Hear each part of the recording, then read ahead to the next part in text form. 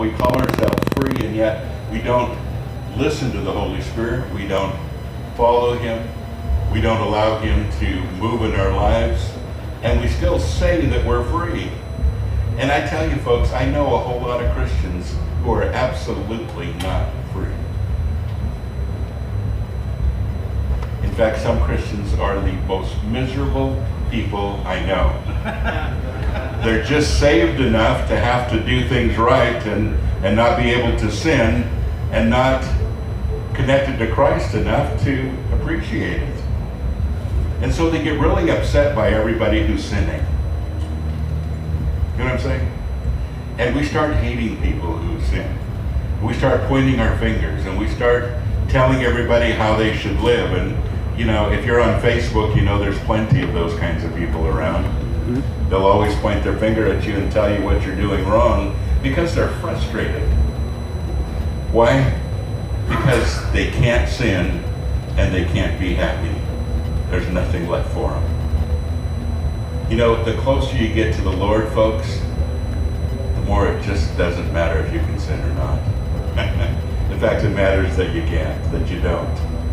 The closer you get to God, the more you don't want to sin. That's what they asked Paul in Romans chapter 6. He said, you've been crucified with Christ. Why would you want to live in this any longer? Why would you want to sin anymore? So we're so afraid that if we tell people that they're free, if we tell people that they're saved, if we tell people that they live under God's abundant grace no matter what, that they're just going to go out and sin a bunch, and we don't want them to do that, so we have a lot of rules and regulations now that we want everybody to follow. Now, the Bible does give us a foundation for life. It does give us some really great suggestions on how to live your life successfully. And the Bible tells us that if we follow those things, we truly love God, and we're acting out our purpose according to His good will. But does it keep us from heaven? No. Can you honestly do anything you want to do? Can you sin and still go to heaven if you're a Christian? Yes. Again, how do I answer that? I come back to the cross. Now stick with me, those of you that are about ready to stone me, okay? Because I want to explain, and this is really important because, folks, this is the freedom that he's talking about.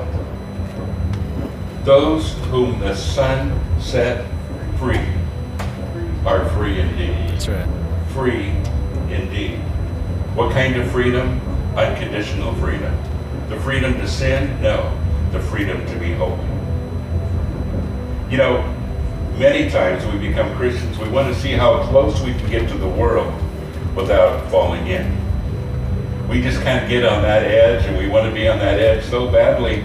And you know, I've watched in this movement too, so many years now, being involved in the Christian metal movement for, I guess, 35 years.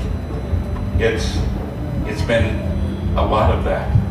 A lot of how much can I compromise and still be a Christian? How much can I do and still be saved?